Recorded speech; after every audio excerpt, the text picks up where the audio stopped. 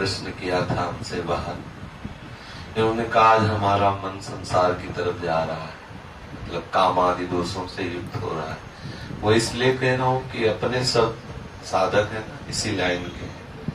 तो मान लो ये तो अपना अंतःकरण खोल के सामने रख दिया, अच्छा साधक है, अच्छी बात है। कोई साधक अपने गुरुजनों से यदि अपने मन की बात कहे तो अच्छा रहता है।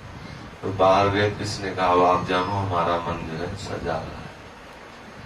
तो हमें सावधानी ये रखने की मन न जाए ऐसी बात नहीं है।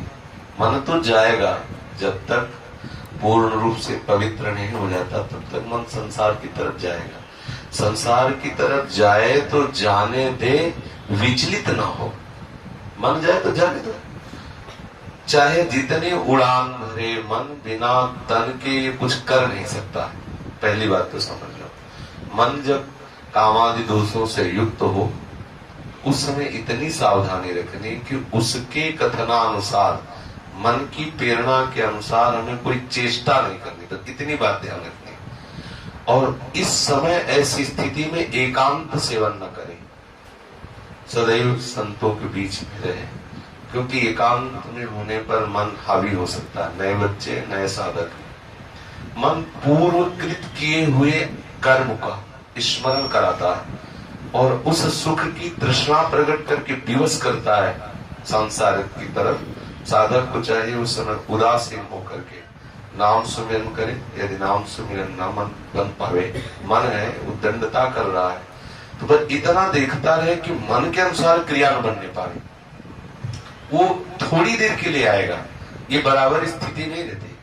जैसे भजन की कभी कभी ऐसी रसमय स्थिति आती कि लगता है काम बन गया, लेकिन वो बराबर नहीं रहती, वो फिर हट जाती है। ऐसे ही जब हमारा मन गंदा भाव अंदर प्रकट करके विचलित करता है, तो उस समय सबसे पहले धैर्य साधक को यह रखना चाहिए कि स्थायी वृत्ति नहीं है, आई हुई है चली जाएगी, घबराने की जरूरत नहीं।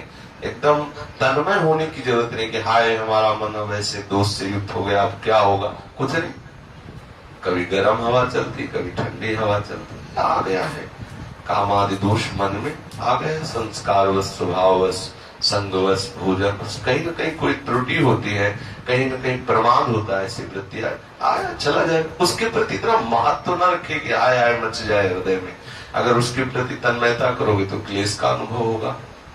तो हमें ये सावधान रहना है कि उसके अनुसार क्रिया न हो और उसके प्रति कोई महत्व बुद्धि न दे और भयभीत होने की इसलिए जरूरत नहीं कि मन में इतनी सामर्थ्य नहीं है कि वो क्रिया के बिना हमें नष्ट कर दे।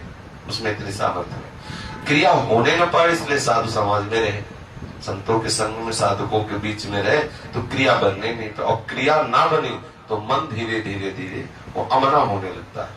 जिस भाव के लिए मन प्रेरित करे उसको वो भाव ना मिले तो धीरे धीरे मन का मन पर नष्ट होने लगता है।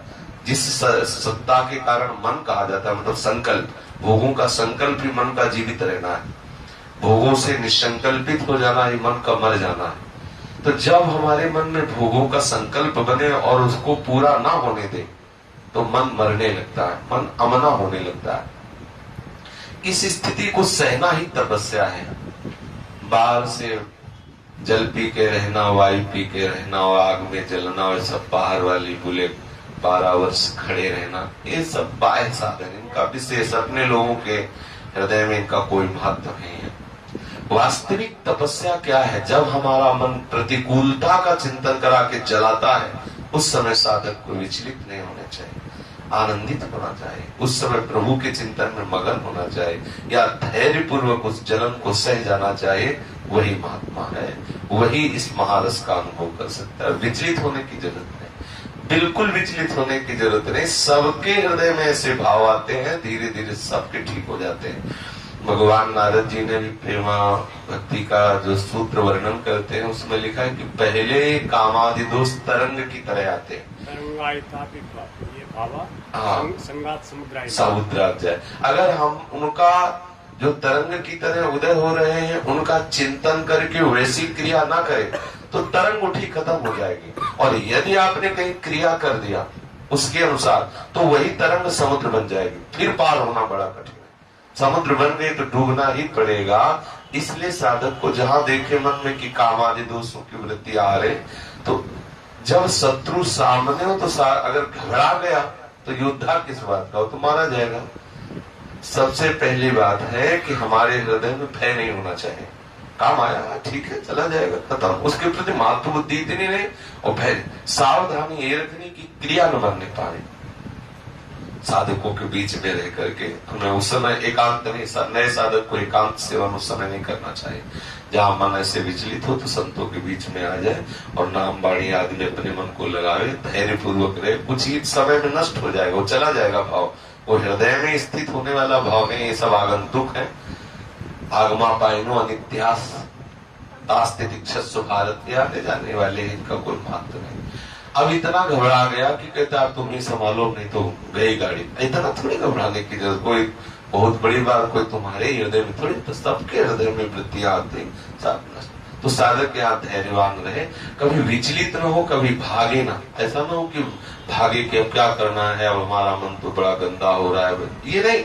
धैर्य आया है, मन में आया, आई वृत्ति चली गई, तब आप देख लो, कुछ ना करो तो चली जाएगी, स्थायी यहाँ कुछ है नहीं। बड़ा वेग आ रहा है, तो कुछ देर धैर्य पूर्वक अपने को बचा रखो, अपने आप को निकल जाएगी वृत्ति गई। एक बार जितनी वेग से आएगा, यदि आपने उसके अनुसार क्रिया नहीं होने दी तो थोड़ा अगली बार कम आएगा, फिर और उससे कम आएगा, फिर धीरे धीरे धीरे, फिर एक दिन ऐसी स्थिति आती है कि स्फुरण हल्का खत्म, फिर एक दिन होता है कि ऐसा भाव ही खत्म हो जाता है। ये भाव ही खत्म हो जाता है कि ऐसा भी कुछ है, वो मन पवित्र होकर प्रियालाल के चरणों में लग जाता है। इसलिए साधक कभी घबरावे ना, कभी भयभीत ना हो, दृढ़ता पूर्वक अपने मार्ग में चले। वो आया है चला जाएगा, उसके प्रति कोई महत्व बुद्धि न करे, वो बिगाड़ेगा तभी जब आप उसके अनुसार क्रिया करें।